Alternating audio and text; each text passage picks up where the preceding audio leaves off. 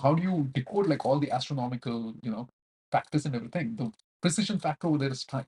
And then that's the reason why it's called Ujjain Maharaj. Yeah. Yeah. Wow.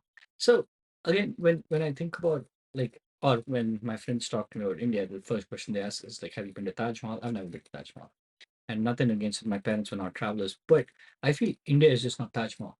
There's so much to it. Just me being from Karnataka, like we have Belur Halebeedu, which has immense history to it. Yep. There's Hampi, Yep. um, and all of them, like you said, has a strong significance in terms of like architecture, Yep. the history to it. Is there any other temple that you want to mention which has like strong significance? I would say if you go to there's this Surya Narayana temple, right?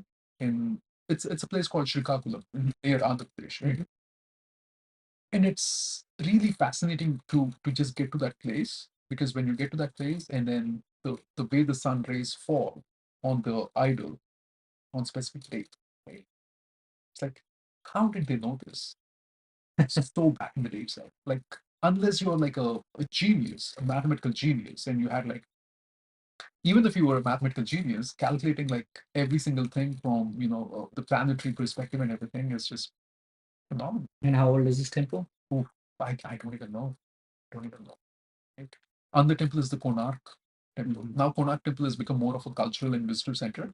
But then all of these the precision calculations and everything, right? They were happening at the Konark temple at one point. And then the famous Jantal Path, right?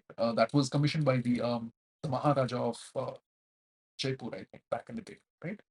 And he had to get like Vedic pundits and everyone and say, hey, I need like a device which is going to calculate the exact time based upon the sun rays. That's how they commissioned that one, right? Yeah. But everyone wants to go see a burial ground instead and then get floored by marbles. Sure, you might like this.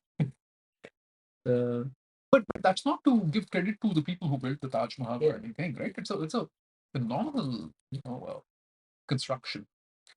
But at what cost is what people have to understand. If you understood the dark history of Taj Mahal, right, you'd be like so sick to your core.